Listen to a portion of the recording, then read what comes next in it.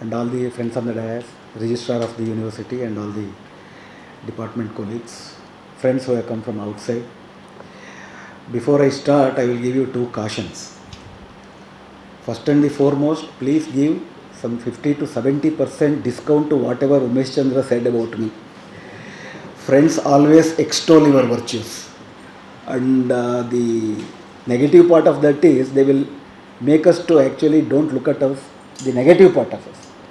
So there is a famous saying by Basavanna who says, Hogali Hogali Honna Shula Kerisidaru. By praising, you will be piercing a man with a golden sword. I don't deserve so much of appreciation. I am basically an activist. And I find two things similar to activism and journalism. Activism and journalism both seek truth. And not only that, today is the era of activist journalism. Those were the days where journalists used to report.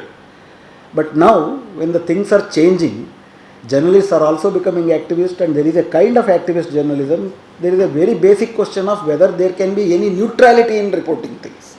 I think these are the issues that we have been discussing.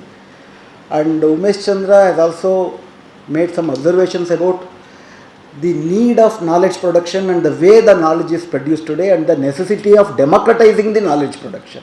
That is very, very important. Why? Because when we talk about the knowledge systems in India, we talk about two types of knowledge systems which are fundamentally divergent. One is about search of truth and gnana, which becomes the end by itself. And the other kind of dwelling of truth is by Buddha, who says you need to have four components in the search of truth: gnana, shila, karuna and maitri. These four are very, very important components of even producing knowledge and for becoming a human being. Any knowledge system, any faculties need to have these four things. Gnana by itself, knowledge by itself is not a big virtue unless it does not have Shila.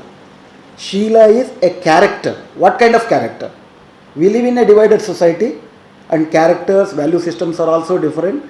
Every Gnana should be to the larger good. And what is that larger good? That encompasses 99% of the people who are actually devoid of knowledge, power and properties.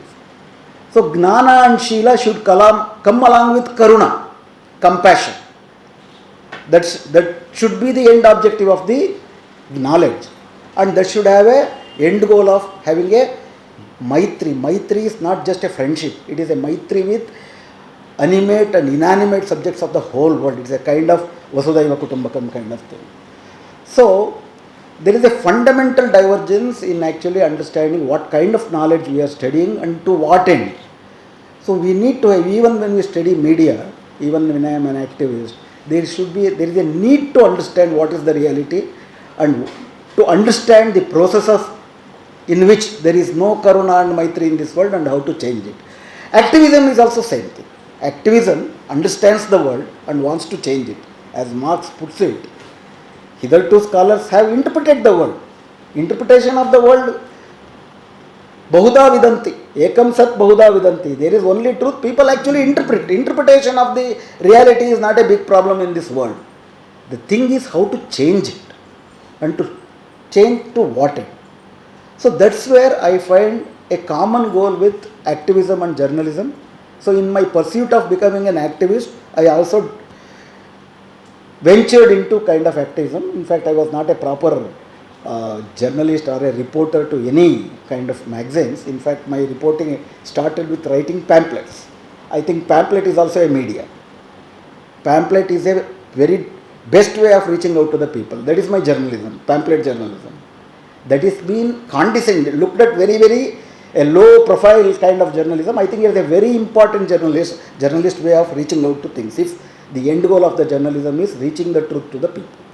Later on, when Gauri Lankesh was running her magazine, I started to write a column.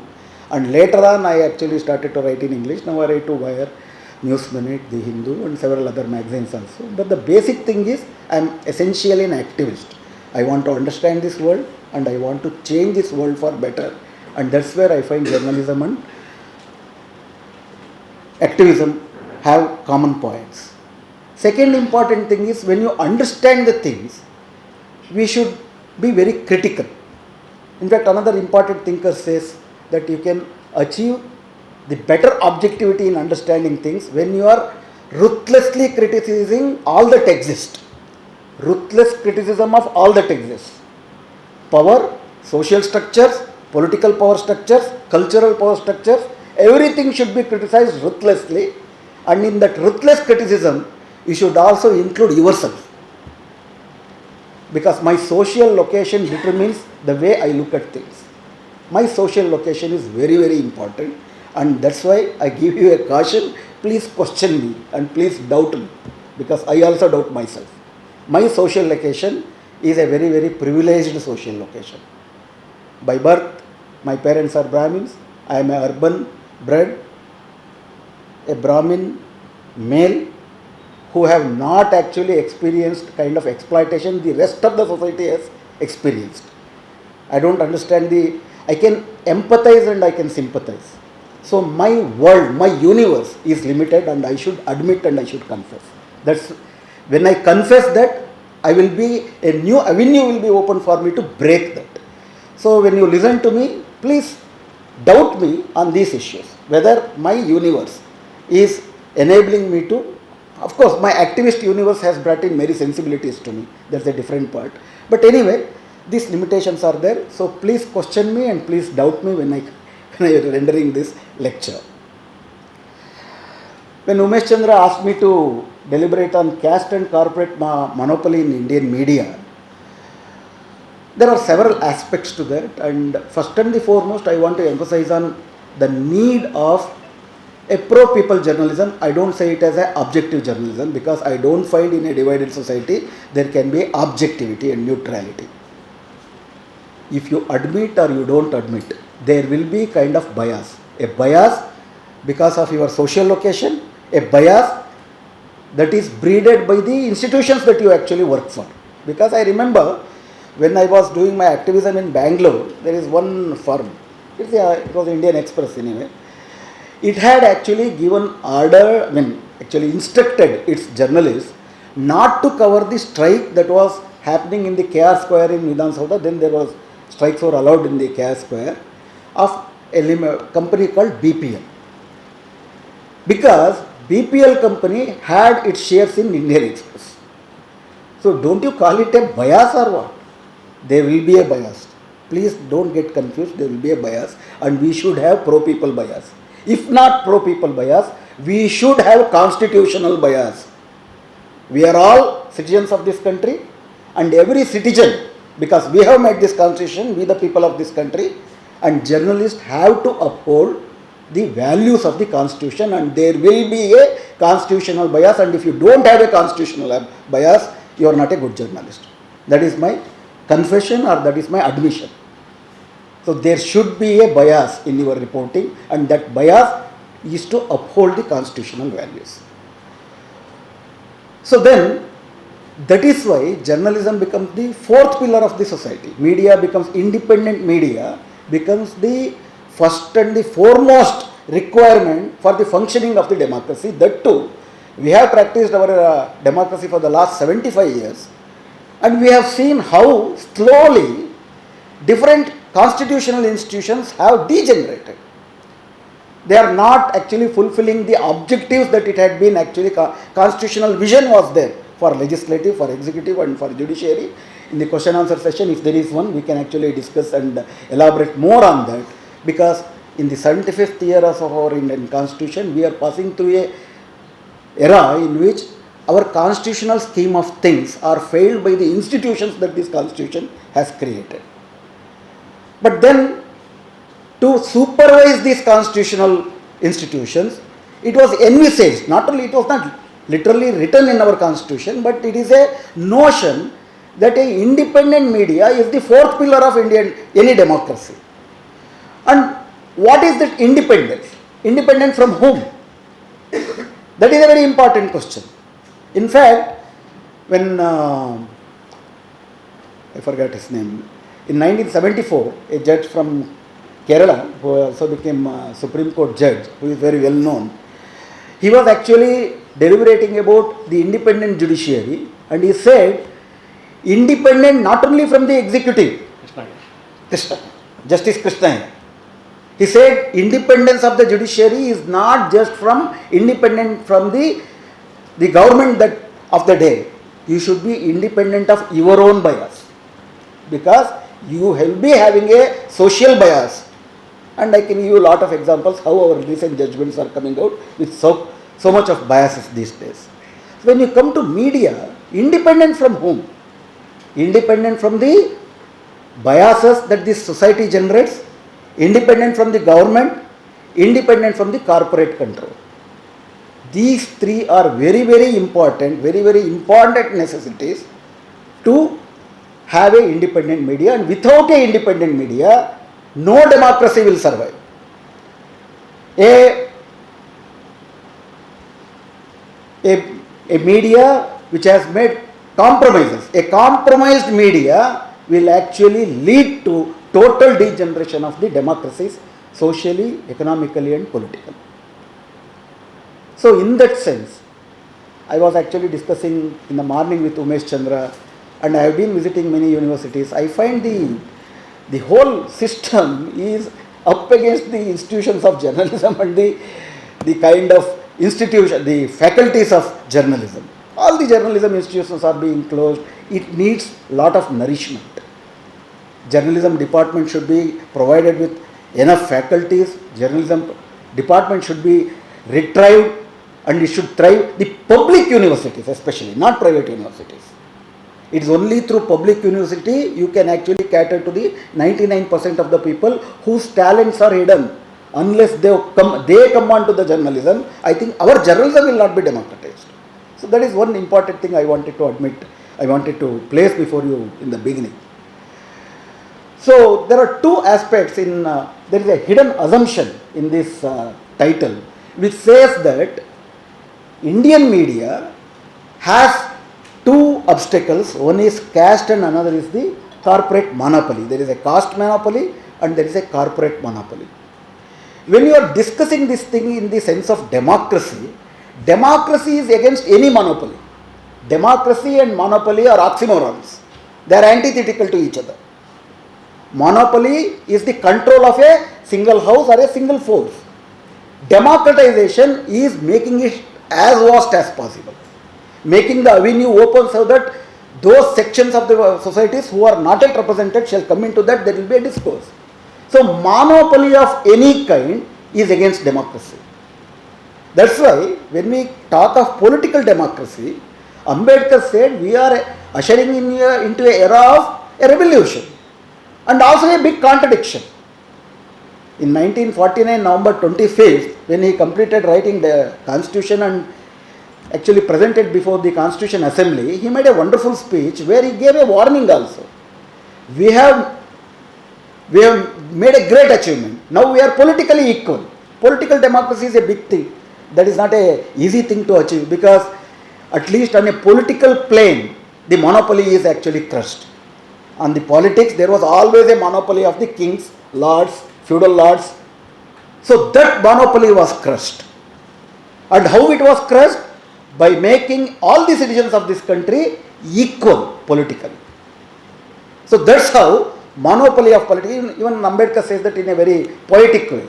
Hitherto, the king was born from the womb of the queen. Now the king will born from the polling, poll box, whatever it is. Ballot box. So ballot box is the mother of democracy, where each one has a equal weight of the vote, and it is not the queen that is giving to birth. Since I am a son or a daughter of a queen, even though I don't possess any kind of qualification, I become a king only by virtue of being a son or daughter of a father. That is ended now. Now you will choose. That means the monopoly, the political monopoly, the political lordship was actually crushed by democratizing it. Then Ambedkar said another important aspect in the same speech. He said, we are entering into the era of contradictions. The Ambedkar, who is the architect of the Indian Constitution, who actually labored. In fact, on the same day, many people actually appreciated his whole labor because there were 7 members in the drafting committee. The 6 members did not actually participate for different reasons, and it is only solely Ambedkar wrote the constitution. Of course, it was not completely the Ambedkar's constitution, it was a constitution that came up from the Constitution Assembly. He wrote it. He gave a warning saying that we are entering into the era of contradiction, where on the political plane we are equal, but on the other hand, by virtue of the institutions we pursue, we continue to be unequal on social and economic plane. And if the political democracy that we have built with such a labor does not cater to destruction of those institutions which perpetuate, these institutions which perpetuate undemocratic social and economic structures, the democracy will not actually exist, and the people on whose name we watch political democracy, they will explode this political democracy. This is on the day of giving the constitution, he wants the country. And in Kannada translation, generally a sentence is missed in this paragraph. Ambedkar said, by virtue of the institutions we pursue, social and economic inequality shall continue. And what are those 2 institutions that we pursue in spite of political democracy? Ambedkar makes it very clear in his earlier speeches, where he says Brahminism and capitalism are the 2 institutions which perpetuate social inequality and economic inequality. The social inequality, the caste inequality, gender inequality is perpetuated because of the Brahminical social order, the caste order. Unless this political democracy destroys that social order and brings about a kind of socially equal, casteless society, social inequality shall perpetuate. And on the other hand, capitalism perpetuates the economic inequality. And until and unless there is economic equality, you cannot usher in the goals of liberty, equality and fraternity. And he also explains the relationship between liberty, equality and fraternity. These 3 can exist in a trinity. You cannot have liberty in a real sense without having equality and liberty. Without having equality, these are the Ambedkar's statements. Unless no one is actually dependent on the other economically for his sustenance, you cannot exercise your political liberty. We have seen this. There will be 2 parties. One is landlord's party, one is a landless party. And if a landless fellow does not vote for the landlord's party, next day he cannot go to work because he has to live in his field. The whole villages will be burnt. So the notion was that to even see that there is social democracy in its real sense, you need to, this equal liberty to work in its fullest sense, you need to have equality. Equality, that is social equality and economic equality. And Ambedkar would go a step further and say, unless you have fraternity, these 2 values will not become natural values. These will be artificial values. Somebody will have to say you. So we have seen that untouchability is abolished according to constitution. Caste is not abolished. We will discuss that. Even though Ambedkar envisioned a casteless society, caste is not abolished in the constitution. Only untouchability is abolished. And even today, even though by law you cannot practice untouchability, we have seen untouchability being practiced every day. Tanks cannot be touched. And you know that if you are reading the papers, this enumeration for this internal reservation, things are going on. Bengaluru is a big challenge for this survey of the caste within the sub-caste within the scheduled caste, because those people who are actually in a rented homes in Bengaluru city hide their caste. They come out and say to the enumerators, please don't ask our caste, we will be thrown out of our rented house. Just remember what happened to Ambedkar in 1919. When he rented a house in Baroda, being a defense secretary, he hid his caste and had a sheltered home in a Parsi's hotel, and Parsis come to know that he is not a Parsi and he is untouchable, he was thrown out. After 100 years, we are facing the same situation. Why? Because our political democracy did not destroy the institutions that has perpetuated social inequality and economic inequality, namely Brahminical social order and capitalism. So this monopoly We have dismantled the political monopoly. Have we dismantled social monopoly and economic monopoly? That is a very important question. Our political democracy has not even touched it. To start with, our constitution itself does not provide for it. In fact, we had a clause 31A in our constitution as a fundamental right. In fact, on that, which was a right to property was a fundamental right. And when there was land reform legislation, that was questioned in the Supreme Court. Supreme Court gave a stay order. Then you had to bring a first amendment to the Indian Constitution and direct a 9th schedule and include all the land reform policies. That was the kind of situation that our political democracy was passing through. Our political democracy was never willing to actually dismantle the other two monopolies, social monopoly and the corporate monopoly. That is why even in the media today, we see these two monopolies continue. And when these monopolies continue in the media especially, what is media in the democracy? It is a platform for the discourse. And what is a discourse? Discourse is the opportunity to every kind of arguments on a same platform with equal weightage and equal value. That is what is called democracy. Whether a common discourse, all kinds of discourse are happening in the media is a one important factor to understand whether there is a media democracy in this country. If you look at the history of media, in fact, the first ever print paper came in 1790s, that too by the foreign rulers that we were ruling this country. Then we know how this, you can hear, no? Yes. How this media played a role, the nationalist media played a very, very important role in the gaining independence. These are all the stories we have learned. But after 75 years, I suggest that we should go deeper into that, examine whether our nationalist media had all kinds of discourse. Independence is fine. Ambedkar said, we are actually, Indian society is facing two types of colonization. External colonization and internal colonization. External colonization is by the British. That has happened in the last 200 years. Internal colonization has happened for over a period of 3,000 years and it still continues. So a real independence will come when only India and when only an Indian is emancipated from both the kind of colonies.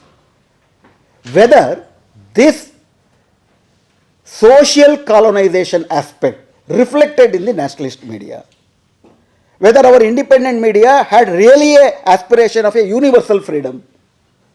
When you actually take these questions and try to understand the situation today, I can give you two examples. Compare Mukanayak and Kesari. Mukanayak is the first newspaper brought out by Ambedkar and Kesari is the magazine, that is newspaper brought out by Balagangadhar Tilak. You just compare these two and also analyze the debate before Southborough Commission. Southborough Commission was formed after this Montagu-Chelmsford reforms and they wanted to give us a limited franchise, etc. And what were the debates? In fact, you might be knowing that every Congress, annual Congress session used to have two aspects. One, the political Congress. There was another thing called social conventions. Social convention used to discuss about the social evils, untouchability, sati, these things, etc. But when there was a annual Congress of the Indian National Congress happened in Bombay, Balagangadhar Tilak vehemently opposed any kind of social convention. Because he said, what nonsense is that? We are fighting against the British. And even Dadabhai Naoroji is also on record saying that it is nonsense to say that until our women participate in the social life, we are not entitled to get independence. It's a social nonsense and that is, we will not accept that. And in the Bombay Convention, there was a raid on the Social Congress within that National Congress Pendal, Shamiana, and it did not happen. And You might know most of the Congress leaders were not for universal franchise. Few Congress leaders, and especially Ambedkar, he was the first person to argue for universal franchise. And what was this was actually discussed on the pages of Kesari and Muknaik. Muknaik, Ambedkar argued that educational qualification, property ownership should not be the criteria to decide what kind of democracy we are going to have. Because those were the criteria. And if you make those two as the criteria, only then, it was only 10% of the population would be actually franchised, would get that right to actually vote. He argued that we should believe in the wisdom of the working people. They know whom to vote, whom not to vote, which is better for them. And vote for women. He had argued since from the beginning. It took lot of time. Only by late 40s, all the Congress leaders were convinced that you should have a universal franchise. But then you should read Kesari and you should read Muknaik, how this actually discourse took place and how at that time arguing for universal franchise, arguing for the voting right for the Dalit labor was considered as an anathema and uncivilized. Even today many things are considered uncivilized. So some hegemony is created. Why does a people, for example, even the Dalits, even the women thought that women do not require voting right. For example, you might remember that when this Hindu code bill was introduced in the parliament, there was many women Congress leaders, famous, stalwarts. They argued against Hindu code bill because that patriarchy was ruling in the minds of the Congress women also. It was a hegemony. That's what Gramsci says. That hegemony is perpetuated through a dominant discourse, a dominant customs, habits, cultures, value systems, your festivals, your dharavahis, your TV serials, your OTT dramas, everything reinforces a particular value system which will be hegemonic, which will rule your mind. That is where media becomes very important. Democratization of media becomes very important. Unless you have democratization of media. What is democratization of media? When we say democratizing the social structures, when we say democratizing the economic structures, democratizing the political structures, it is democratizing the ownership, democratizing the constitution of the media, democratizing the discourse of the media. These three things are very, very important to break the monopoly. There is a monopoly of both caste and ownership in the Indian media. So this will actually lead to lot of misrepresentation, hegemonic control and perpetuation of the social order and perpetuation of the different kinds of epistemic violence, different kind of structural violence shall be perpetuated if this hegemony is not countered. This is very, very important to understand when we discuss about media, whether our media is democratic. Our media is not democratic. That is a simple answer. It is not an observation. There are a lot of studies. Let us first start with the media ownership. Finally, we know the ownership matters.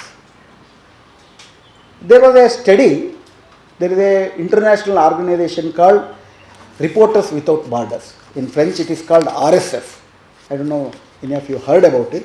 They gave an award to Gauri Lankesh also recently. After her death. In fact, they call in French it is called RSF. In English, it is Reporters Without Borders.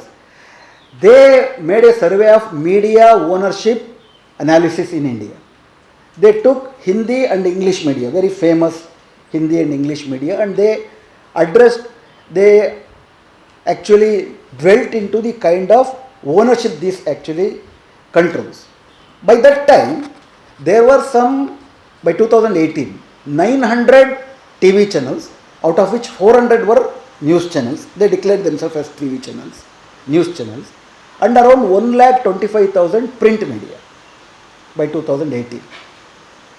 They took a survey of Hindi journalism and they came to, their finding suggested that 3/4 of the readership only read 4 Hindi newspapers: Hindustan, Amar Ujala, Dainik Bhaskar and Dainik Jagaran.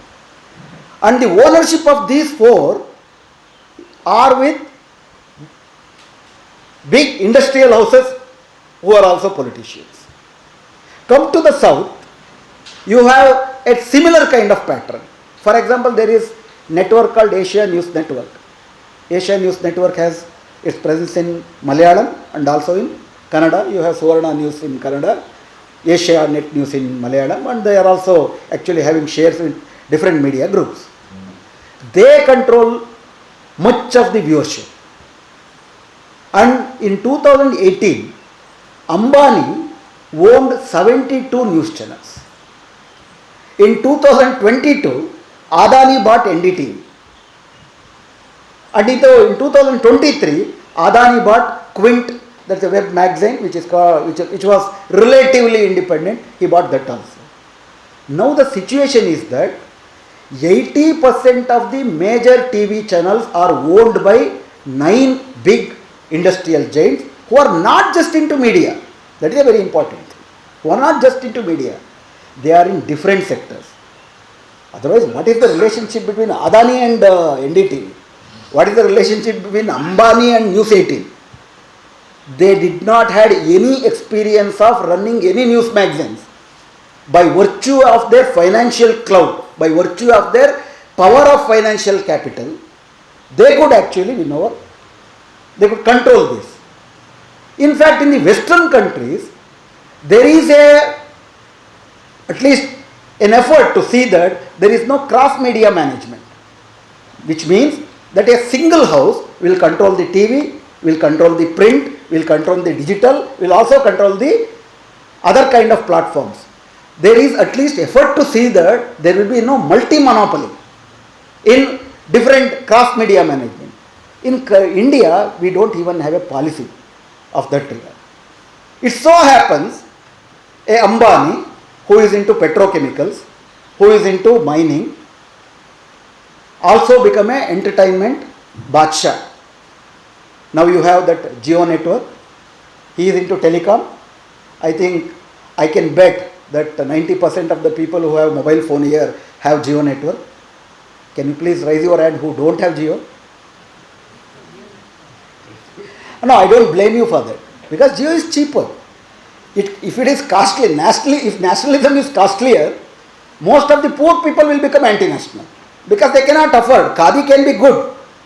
If Khadi cost you 1,000 rupees per your t-shirt, and if your imported shirt cost you only 50 rupees, a landless, a laborer in the urban area will only buy that. I am not actually judging you on whether you have Jio or not. They are making it compulsory. I am targeting at the state.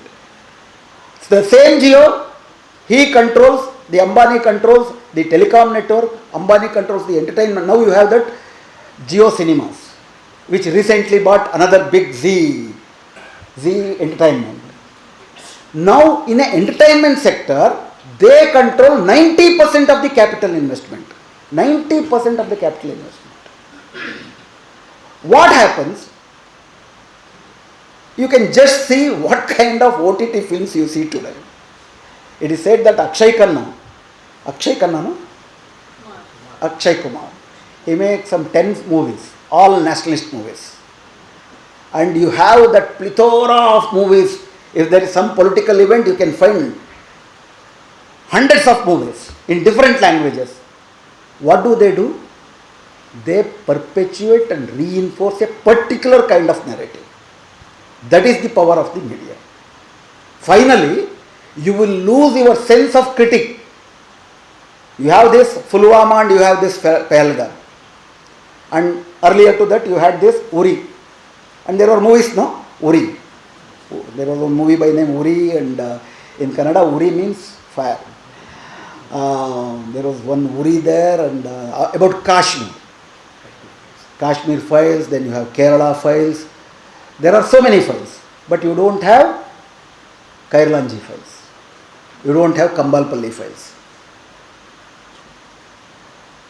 That power, what does it do? it will actually kill your capability to look at the other way. We have stopped questioning how could a Pahalgam happen. We are all engaged in celebrating Operation Sindoor. How could Pahalgam, where are those 5 terrorists? Have you ever asked that question? Where are those 5 terrorists? How could they come? How could they actually bomb, kill and go? Pulwama in 2019, you might know that I have visited Kashmir in its high conflict era also. It is a highly militarized state. There will be a police or a paramilitary for every half a kilometer. Highly militarized area.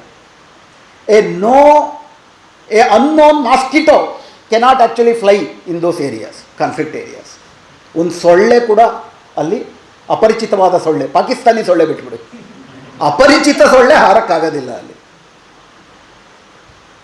In such a circumstances, a car, a Maruti car, having 360 kgs of RDX, actually roam around freely around Pulwama, which is highly militarized and nobody take note of it, and a caravan of 52 trucks carrying more than 2,400 paramilitary soldiers starts at 3 a.m. in the morning at Jammu and reaches all the way. It is a target.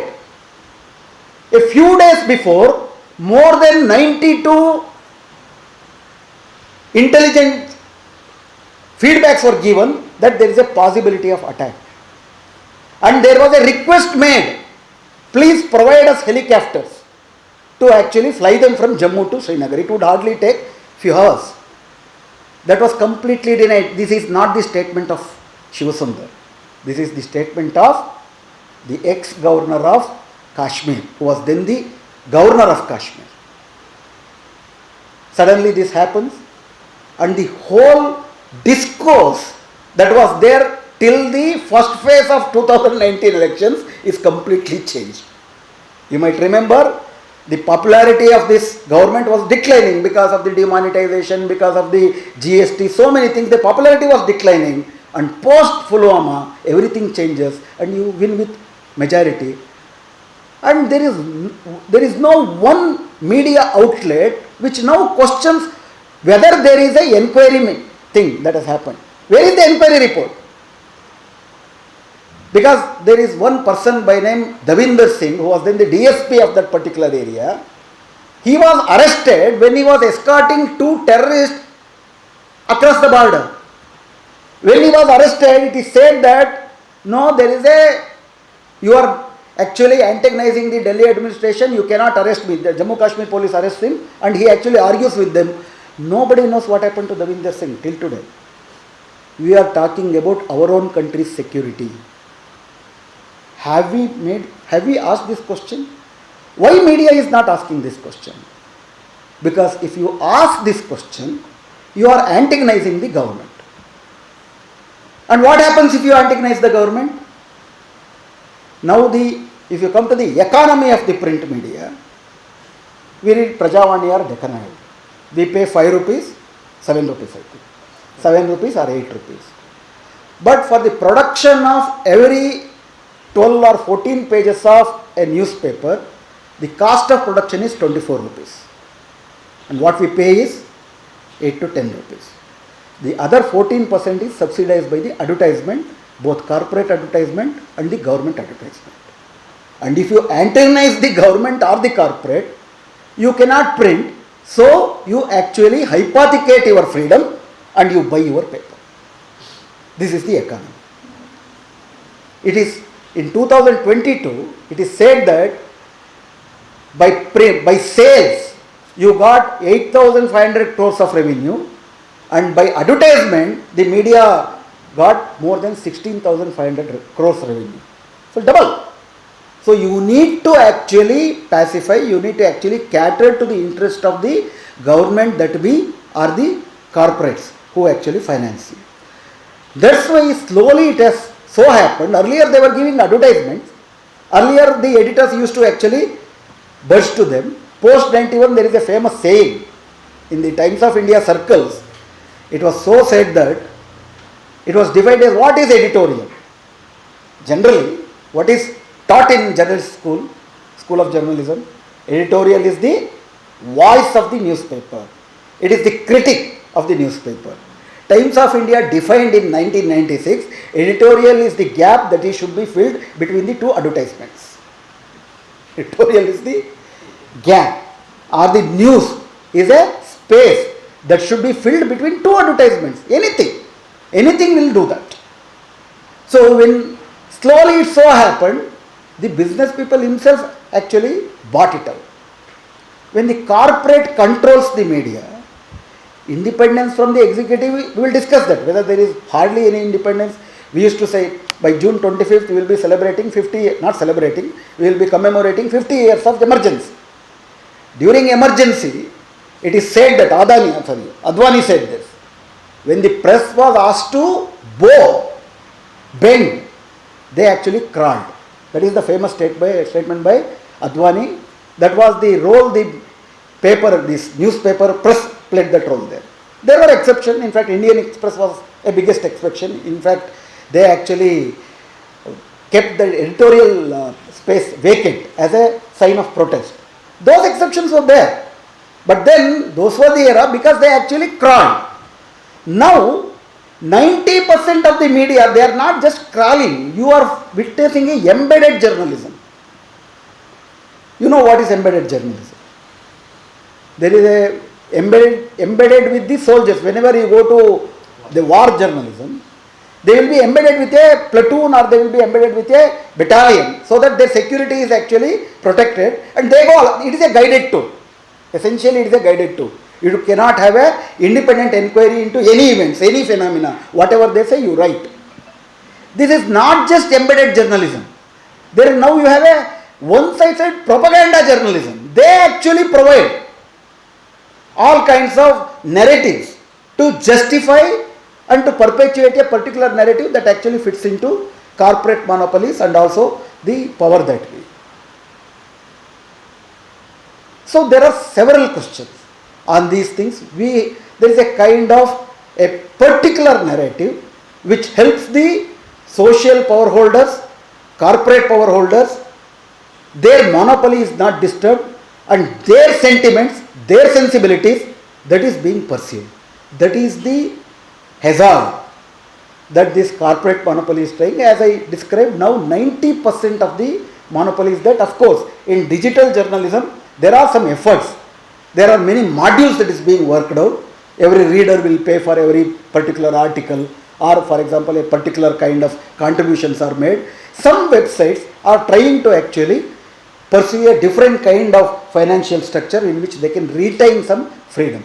But there are also actually species which are at the edge of extinction. There are hardly few. The second part that we are talking about is the monopoly of the caste. Do we have caste monopoly in the media? The monopoly of the caste happens at two different levels. One is physical monopoly of the upper caste. Second thing, monopoly of the upper caste sensibilities or the hegemonic interpretation of the upper caste monopolies. Whether there is a democratization of media on the question of caste. There are many studies. Before I go to those studies, let us discuss about what happens when there is a monopoly of a particular caste in the media. Because we should understand that every caste is a universe by itself. Every caste has its own lifestyles, its own social location, its sensibilities, its value systems are actually nurtured and actually perpetuated by that location. Unless you consciously break it, your sensibilities will actually, you will bring that sensibility to your lifestyles and also your place of work. There are hundred of different kind of examples that we give how a particular kind of caste vision will blur you. For example,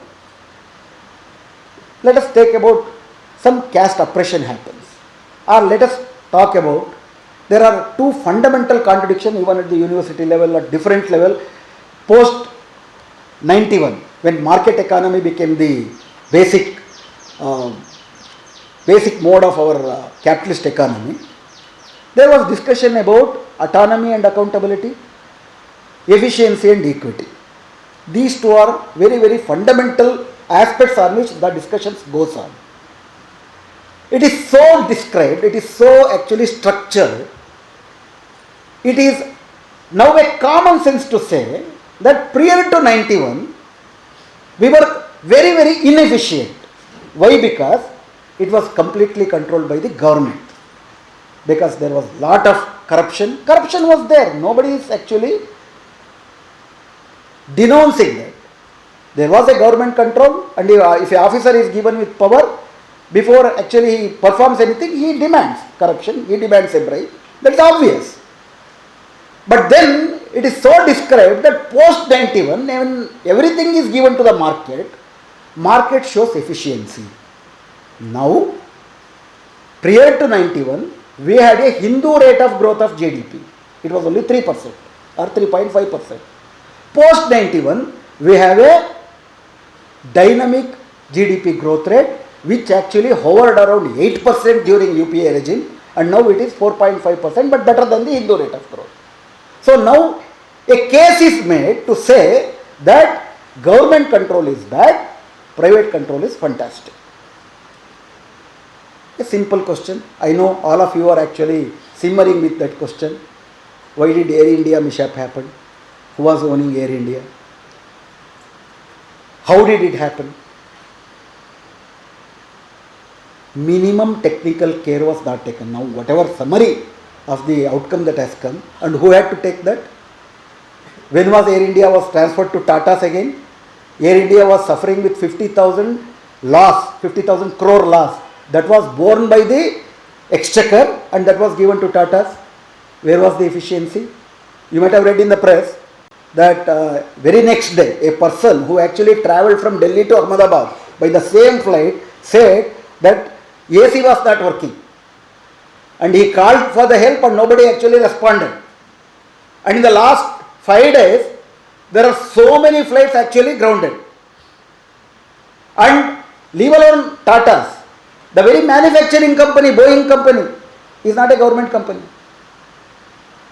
When profit is your basic motive, when you expenditure on the security of the customer, security of the passengers is considered as a wasteful expenditure, a tax on your profit, because a private enterprise lives on maximizing its profit.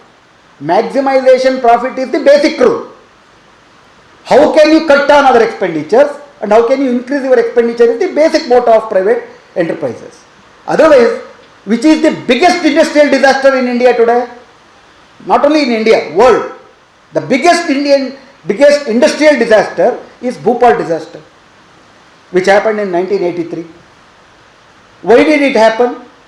Because Anderson, who was then the Union Carbide chairman, refused to actually invest a paltry sum of 2 crore rupees to repair a wall, which was actually, from which methyl isocyanate was actually coming out. They did not want to spend 2 crore rupees. That's why, what is the loss? Even today we are actually. So, this, I may be wrong. This can be one-sided version, but there should be a discussion on this. When they say private brings efficiency, there should be a counter question, isn't it? I should know the answer. Finally, private may be good. Let me come to that conclusion. Whether there is a equal space for that. Then you have a great question of efficiency versus equity. The whole question of meritocracy. The whole question of reservation. Reservation is considered to be a kind of necessary evil, not as an instrument of social progress. In fact, after 1974 K.T. Thomas judgment, now the whole judiciary has changed its perception about reservation, which says reservation is not an exception to equality, it is the face of equality. That is the Supreme Court's understanding today. It is only through positive, affirmative actions that you can bring overall social growth, because everybody has a stake. What is growth after all? If it does not take 99% of people along with you, what is the growth for? And what kind of growth we have witnessing today? In fact, the post-COVID, we are seeing a different skewed kind of growth rate. While on the one hand, we are seeing 167 billionaires, and on the hunger index, we are languishing at 131st, 111 out of 129 countries. How is this contradiction happening? The last 35 years is spent on complete privatization. Should we not ask a question? Should an independent media take a stock of a cost benefit analysis? I am asking a very simple thing. I am not arguing. A simple cost benefit analysis.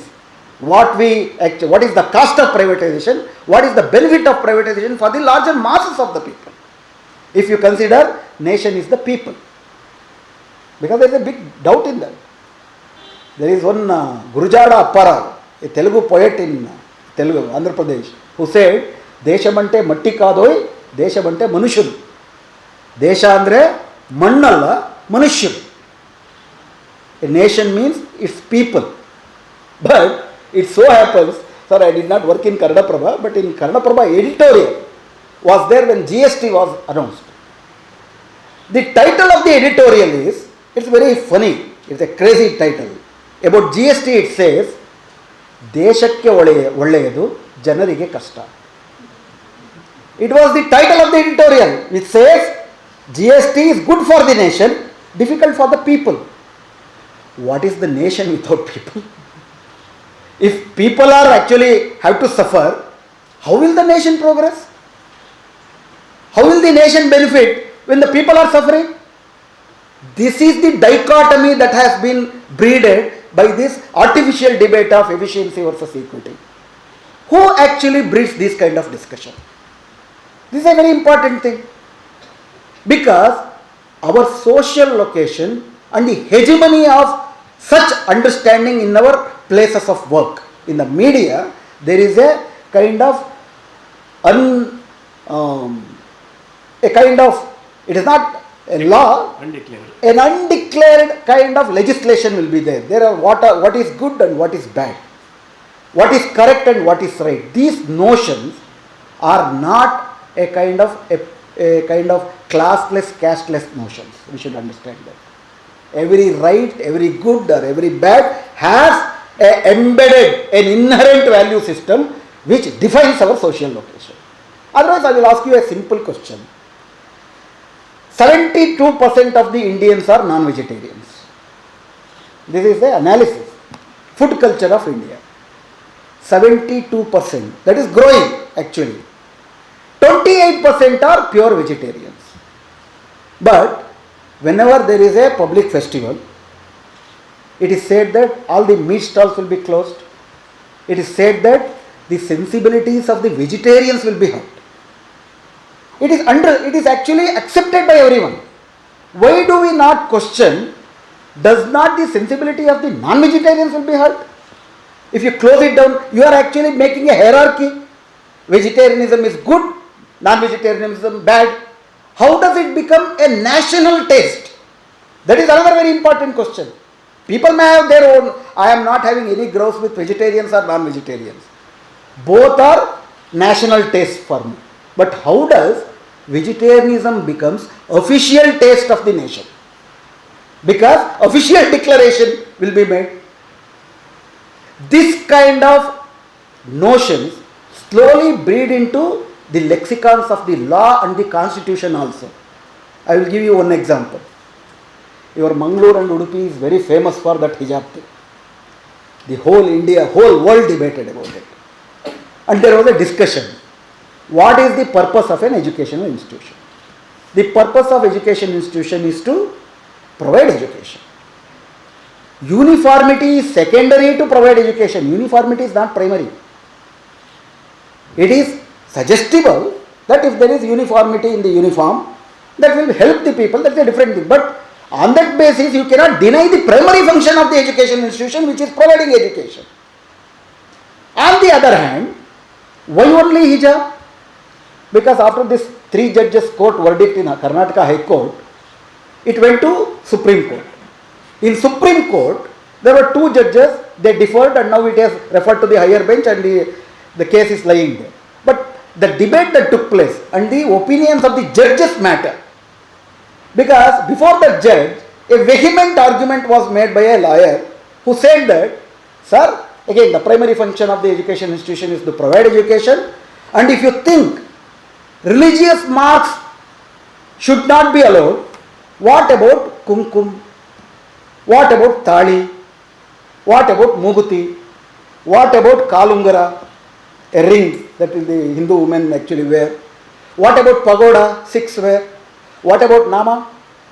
What about vibhuti? These are all marks of religion.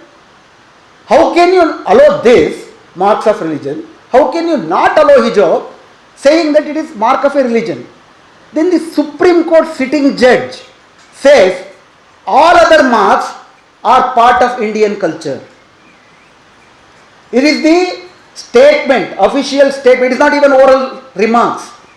It is the statement, it is the part of his judgment where he says the other things are part of the Indian culture.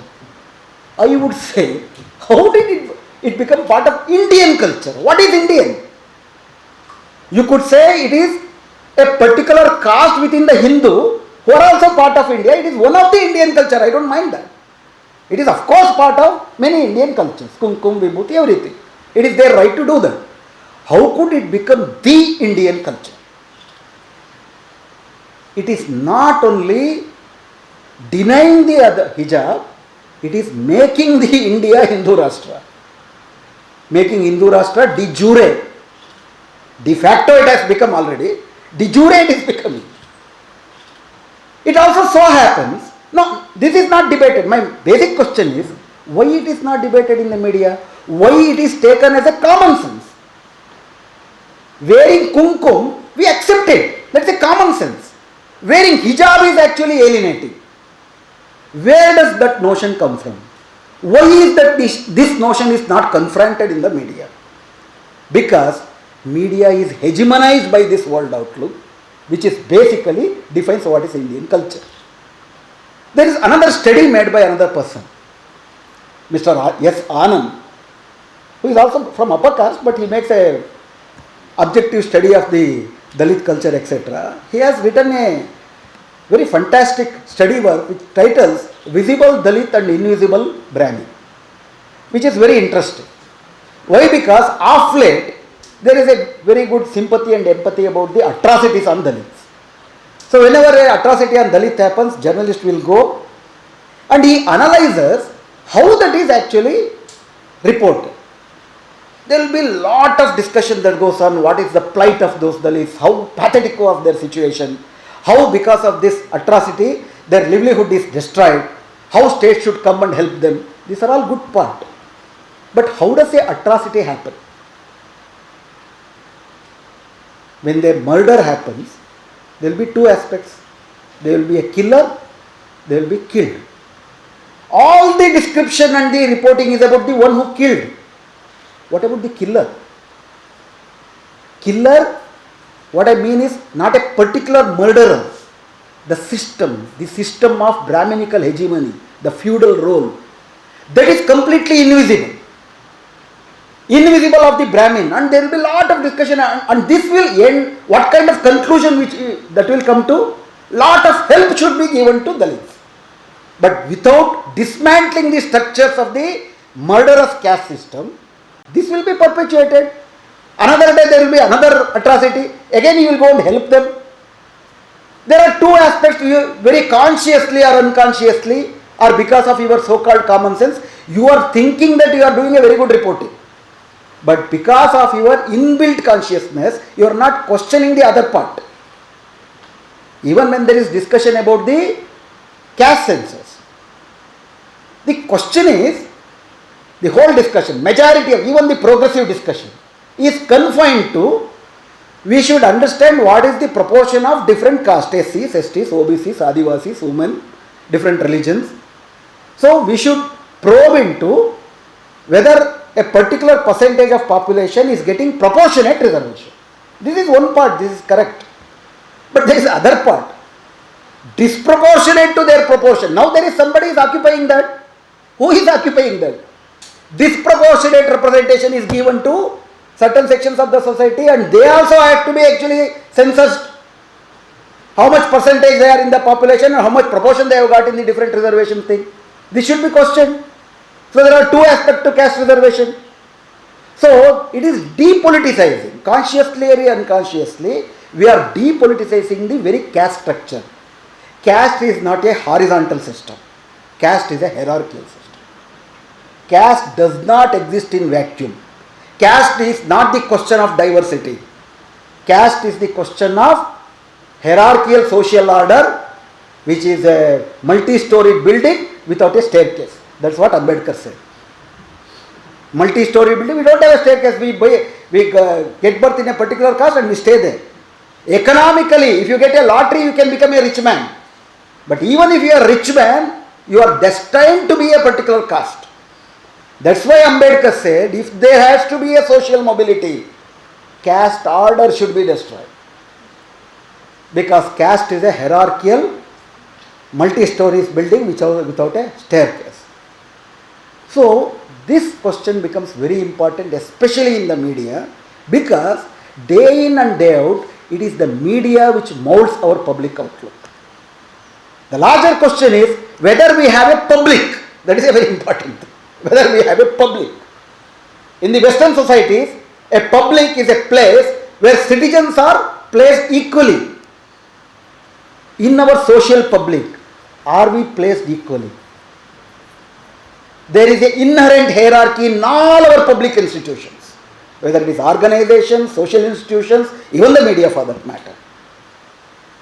That actually shapes your world outlook, your common senses, sensibilities, your notion of nationhood, your notion of nation, your notion of oppression, your notion of exploitation, your notion of justice. Everything will be molded by a media which is preponderantly hegemonized by this particular outlook. That's why caste diversity is very important in the media. There has been 3 or 4 surveys about the caste composition of Indian media. In fact, we are so caste blind. It is called Nehruvian caste blindedness. Whenever you ask whether you have a caste, no sir, I don't actually believe in caste. We are casteless people. So whether you actually take your Dalit friend to your kitchen, that should not be questioned. That's why Ambedkar said the question of caste is beti ki sawal, roti ki sawal. It is not about dining together, not just that. Beti ki sawal, whether you are ready to marry your girl with her volition, not through pressure, to a person of other caste, that is an important question. And Ambedkar did not say that through intercaste marriages caste will be actually dissolved. No, he did not say that. Intercaste marriages should become a natural phenomenon. Otherwise, you see, generally a 1% of the total marriages that happen in this country will have the semblance of intercaste marriage, but that will be basically with the OBC caste or OBCs and Brahmins. The two between a particular concreteness. I used to say this everywhere. The boy should be Jagadeka Virudu. The girl should be Atiloka Sundari. Love is also that has that bias. It has a bias of beauty and bias of inherent caste also. Good looking and talented. It does not, Ambedkar did not say that. Ambedkar said, in this country, unlike the Western countries, when it became an industrialized society, laborers belonging to different groups, they actually lived together in the labor colonies. They shared their sweat. They shared their suffering. The common suffering, common sharing of sweat made them brothers. A fraternity evolved. But in India, because of the institution called caste, even though we suffer with a common cause. For example, in Bengaluru, we have garment factories. People from different villages come to the garment factories, especially the women. After the evening hours, they go back and they do not dwell together. The Brahmin garment worker will go to Agrahara, the Vakaliga garment worker will go to her hatti, and the Dalit girl who worked in the garment will go to the Keri. So there is no common public there to share their suffering. So he said, when you do not share your sweat, can you share your blood? Marriage is about sharing blood, breaking endogamy, breaking the monopoly of the caste. Indian caste system does not allow the basic requisition of sharing the sweat, sharing the blood. So, even about the intercaste marriages, what are the different kind of arguments put forth? In fact, there is this framework for education, no? What is that? National Curriculum Framework. NAP. No, that NCF. In 2005, there was one NCF. Now this government is trying to frame another NCF, National Curricular Framework. Last year, when the BJP government was in power, under the leadership of the ex-IAS officer Madan Gopal, 26 policy papers were presented by Karnataka to the National Curriculum Framework proposition. 26 papers. Philosophy, sociology, history, mathematics, Vedic mathematics, everything. About history, there is one important intervention which says that there was no caste system in India. Caste system is the construct of, it is a colonial construct. We are looking India through the British's glass. Actually, caste was equitarian. There was so much of social conflict. Caste as an institution brought that social conflict to social samarasya. So Guptas, age of Guptas onwards, we see there is a solidarity in the society. And what does Ambedkar say about Guptas? Ambedkar says Guptas are the age of Guptas is the total reconquering of Brahmanism. Brahmana Shahiya Digvijaya, he says. So these are all the kind of notions that are actually slowly built in, and we are actually expected to learn Sanskrit because of NEP from the very first standard, etc. This notion is being actually breeded into our heads.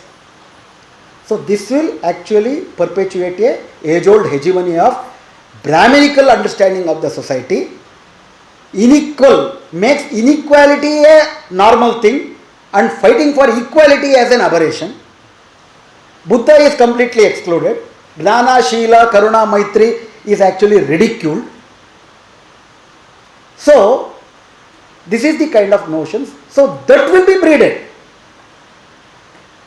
That's why to understand the caste composition is very important to democratize the media institutions. So, it so happened, I was talking about the caste blindedness. We are actually fed into kind of such a caste blindedness. We refuse to actually acknowledge that there is a caste. There is a caste here. We are slowly sensitized to understand the feminist sensibilities. Because wherever I go, I first actually ask our friends to have at least 2 speakers along with us. Because a person of my background, it is time for me to listen, not to talk. People of my background should listen. But now also I don't actually take objection to this. But this is democratizing actually. Democratizing the classrooms, democratizing the media is very important. We cannot be blind to that. But we were so blind, the question of the caste configuration in the media did not occur to Indians. There was one African American journalist writing to Washington Post in Delhi by name Henry Cooper. Kenneth Cooper in 1996, he wanted to know a response from a Dalit journalist about a particular incident. He consulted his friend Mr. Noel, who was working for Pioneer, and asked him to find out a Dalit journalist. That was the first question. This fellow never countered. India did not counter that question.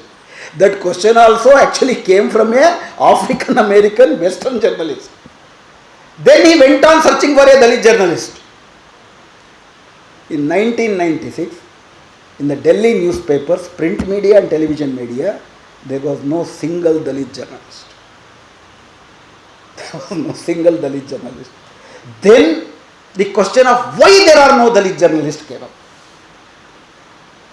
Slowly in 1998, there was a Delhi-based study which came out with the facts that 98% of the decision makers in the 10 major news groups belong to upper caste. 60% of them happened to be Brahmins.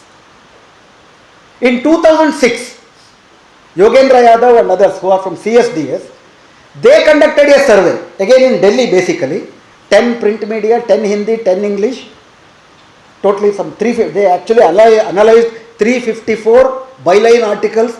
They also analyzed the anchors, the debates, the choice of the debate they made. They came to a conclusion, in the decision making positions, not even a single Adivasi was there. There were 2% OBCs and hardly 2% Dalits and hardly 5% OBCs. Rest of all of them happened to be upper caste. Is this an accident? Is this an accident? Is this an accident that our newspapers actually feed in a particular kind of debate of, say, about equity, equality, accountability thing? Is it not? This is not accidental. This is incidental. This is the incidence of the caste in the media. And of late, in 2019, News Laundry and Oxfam, News Laundry is an independent web magazine, Oxfam is an institution which studies the societies, they together actually conducted a survey, and that is very interesting. You might have actually seen that survey also. The title of that survey is, "Who Tells Our Stories Matter?" I repeat, who tells our stories matter, and the story of marginalization of the downtrodden in the Indian media. Representation of the marginal caste groups in Indian media, that was the question. So, they studied Hindi newspapers, English newspapers, Hindi news channels and TV news channels, English news channels, in 121 leadership positions. Not even one person was belonging to SC, ST or OBC. And you know the prime time anchors in all the TV channels, 8 to 9. 3/4 of the flagship anchors belong to the upper caste. 3/4 of the flagship anchors. And they invite the panelists. It so happens 70% of the panelists belong to the upper caste. 70% of the panelists. And it is not accidental. It is not caste blaming. It is structural. We deny the wisdom of other castes to participate as a panelist. Or we go by those who are already famous. Like I am called. I actually prohibit others to come to this position because of my social location. Then, out of 972 featured articles, 972 featured articles, only 10 were about caste related issues. Only 10 were about caste related issues. You might have read Saina's study also about the media, the priorities of the media. He wrote a piece in 2006 wherein which he studied number of the journalists who are actually allotted for the agricultural crisis reporting, that is suicide deaths, etc. And he compared that with Lakme fashion show that happened in Bombay in 2006 August. He said 425 journalists of different newspapers were actually assigned to report Lakme fashion show. And that famous word came, wardrobe malfunctioning. That thing was reported. New things were actually coined. Hardly 5 journalists were allotted to reporting suicide deaths. Is it incidental? Is it accidental? That is the important question. Why? Because all these newspapers and the TV channels cater to a upper middle class, urban upper middle class groupings. And their ads, what are the ads about? TVs, the big size TVs, or your gadgets, your fridge. You are catering to a upper middle class bracket. And you should give them the news that amuses them, does not make them guilty. That's why, especially that Nirbhaya thing, whatever happened in 2012, Nirbhaya thing, there is also another angle to that. They don't want to feel guilty about it. They don't want that to be covered much. But then, after Nirbhaya, now before Nirbhaya, Nirbhaya happened in 2012. Before Nirbhaya, Kairlanji happened in 2006. You know Kairlanji? Kairlanji is a place in Maharashtra where 4 persons belonging to a Dalit family, Ambedkarite Dalit family, were brutally tortured and killed by the local villagers belonging to Savarna caste.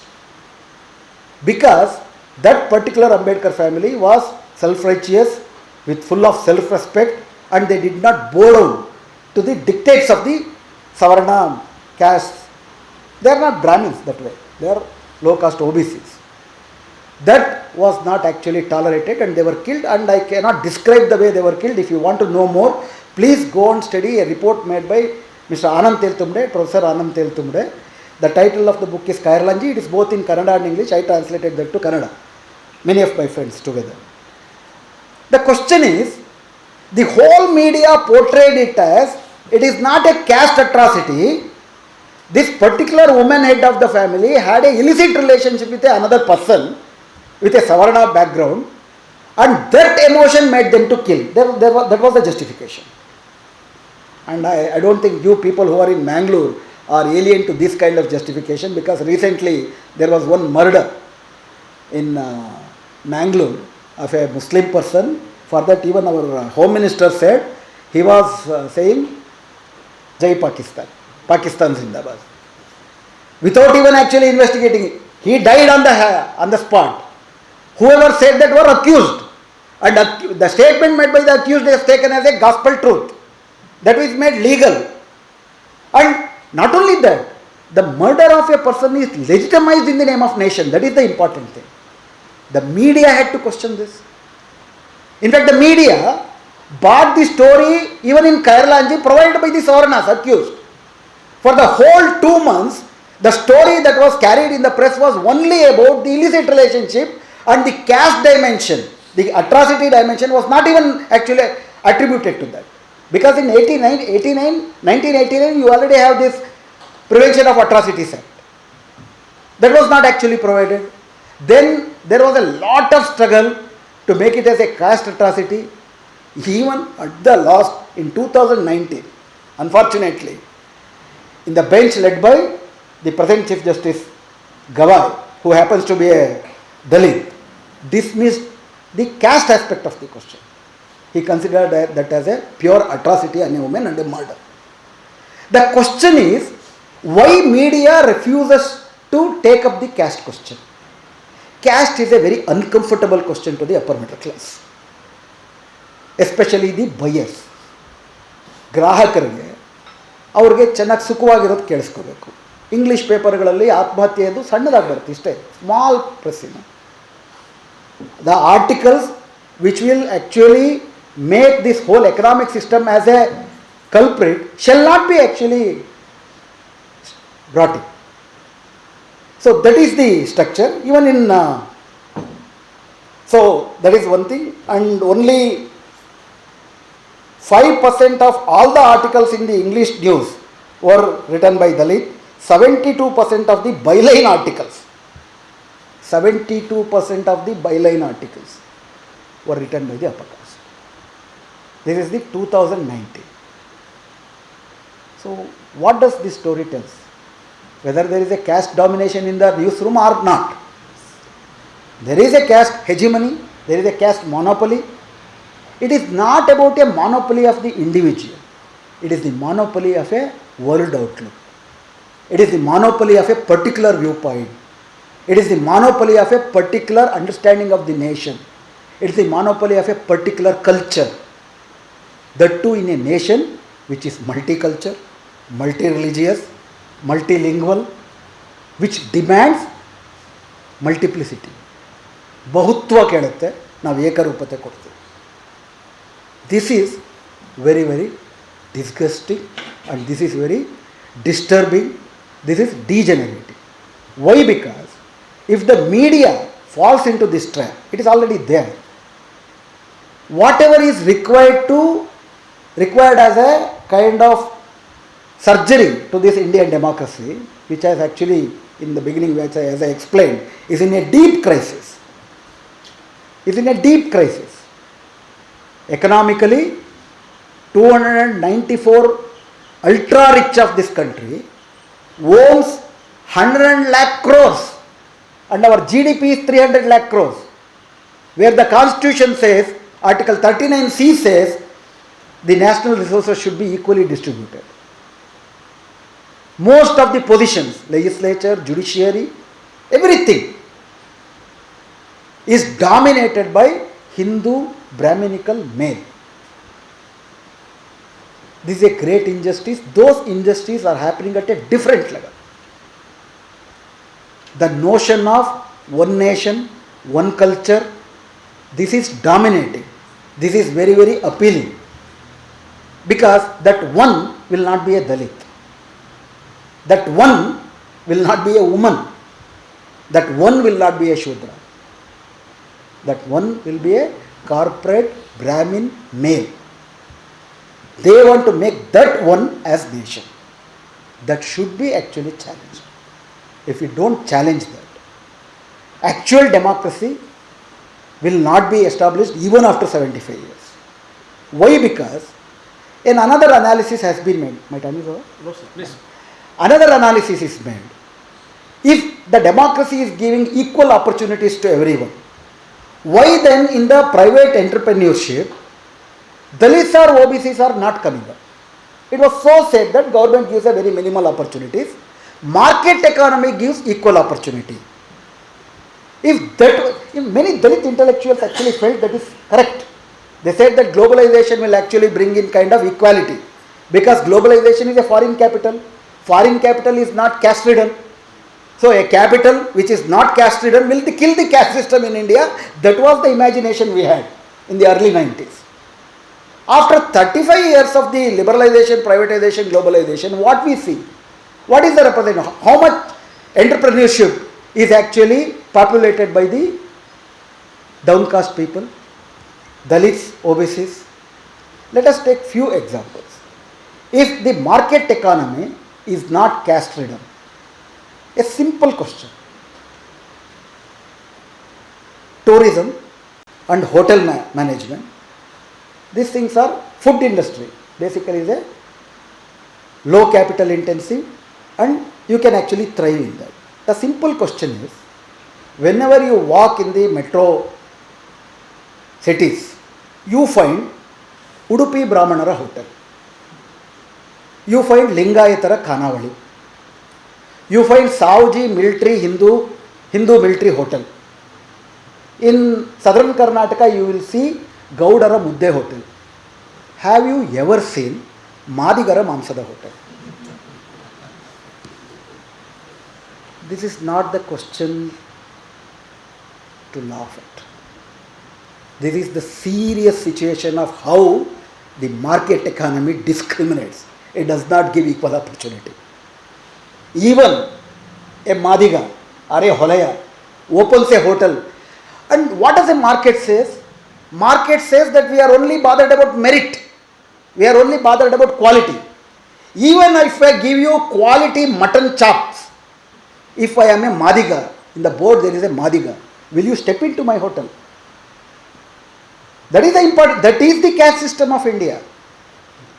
In fact, Sukhdev Thorat, who was the erstwhile UGC chairman, in fact I quote this example wherever I go, now I feel new audience are there, I repeat that. If Isbat Fajir has already listened to that, please excuse me.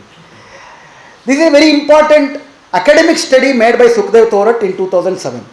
Sukhdev Thorat was then the UGC chairman, and in the 2004 UPA government, when he came to power, in their common minimum program, they said that they will actually facilitate a national discussion on the reservation in the private sector.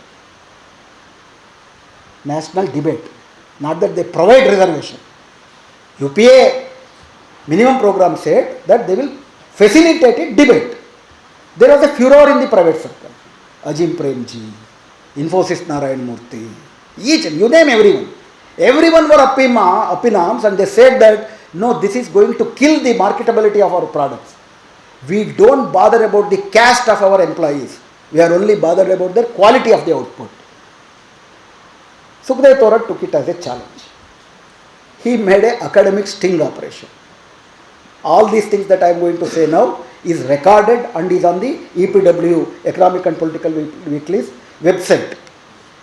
They designed 3 applications with names suggesting their caste.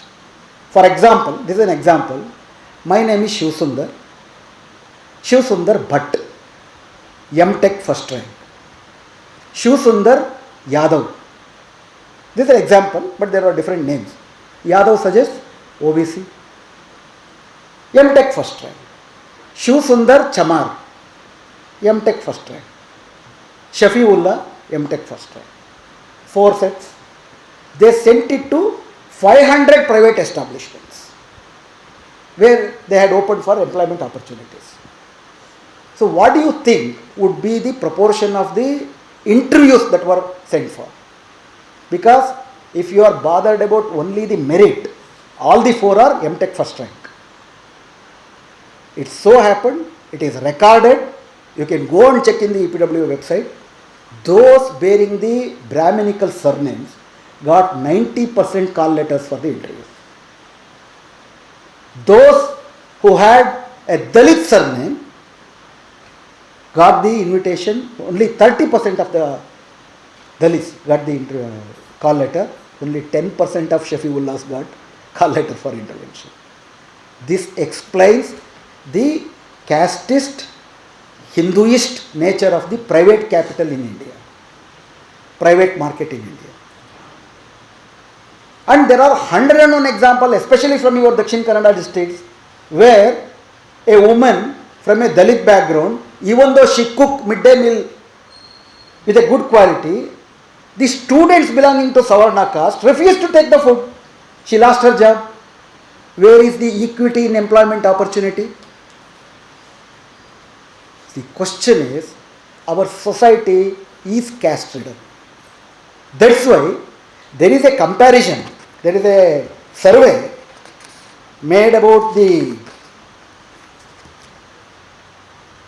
caste, the proportion of different caste in the private ownership, private entrepreneurship. In 2009, it is again Sukhdev Thorat survey, hardly 10% of the SCs and 4.6% of the STs were in the private entrepreneurship. Upper caste and OBCs were 40% each. In 2012, there was a survey made about the caste background of the corporate boardrooms. You have this corporate board director of particular companies.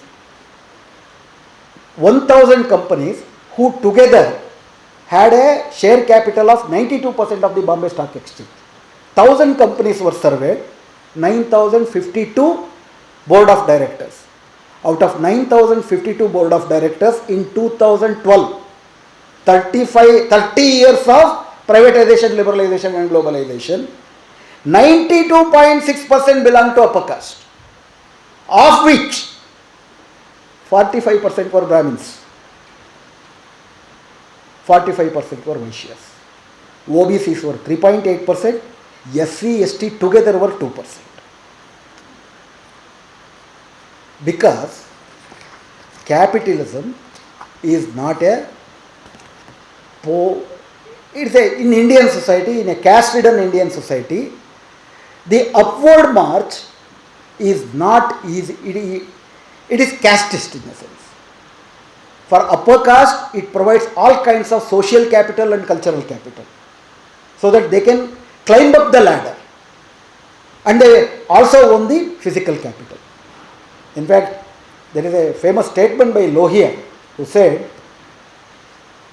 if in India if you have to become rich and successful, you have to have 2 of the 3, caste, English and capital. If you have 2 of these 3, you become rich. And all these 3 are not equally accessible to every caste in this country. That is the point. Now, along with the English language, you have this digital skills also. These digital skills have made the digital divide and the already existing economic and caste divide further actually exacerbated. One simple example is during the COVID thing that actually devastated India. In rural villages, even in Karnataka, they conducted a program through online teaching. And there was a survey made by Ajin Premji University about the outcomes of that efforts. And the cover page of that report had a photograph. That photograph depicted a rural boy on the top of a tree holding his mobile to the air and learning mathematics. Just imagine what would he learn. Compare that with a urban upper class youth, a boy who has a study room, who has a permanent internet connection, who has an educated father and mother, who has his Chikkappa or Doddappa as a secretary, joint secretary in the administration, and they both have to compete together. Already existing divide, and this digital divide has made it impossible. It is said that after the COVID, a 7th grade student in the government school is unable to actually read the 2nd grade mathematics or the language textbooks. And you are actually closing down the primary schools. After the NEP, new education policy, even at the higher education, 40% online, 60% offline. And you have one video of a particular, it is so sad, see that any person can learn anything. A person in Bangalore can learn a Bengali. And how does he learn a Bengali? Not through a Bengali teacher. A Bengali teacher recorded video will be there. He will have to listen that. If he has got questions, it is not his problem. So online and offline is made compulsory now, and online only facilitates who have already digital capital. Cultural capital, social capital, linguistic capital and digital capital actually has exacerbated the caste and corporate control over the media and the society, and democratization of this is very, very important. Unless our economy and society is democratized and the monopoly of the caste and the corporate, as Ambedkar puts it very, very succinctly and very, very politically, unless Brahminical social order and economic structures, capitalist economic structures are changed for the better. Sarvarigu Samapalu, Sarvarigu Samabalu. That is possible when only you have a Gnana which is with Sheela, which is endowed with Karuna, and which has a end goal of becoming a Maitri. Thank you.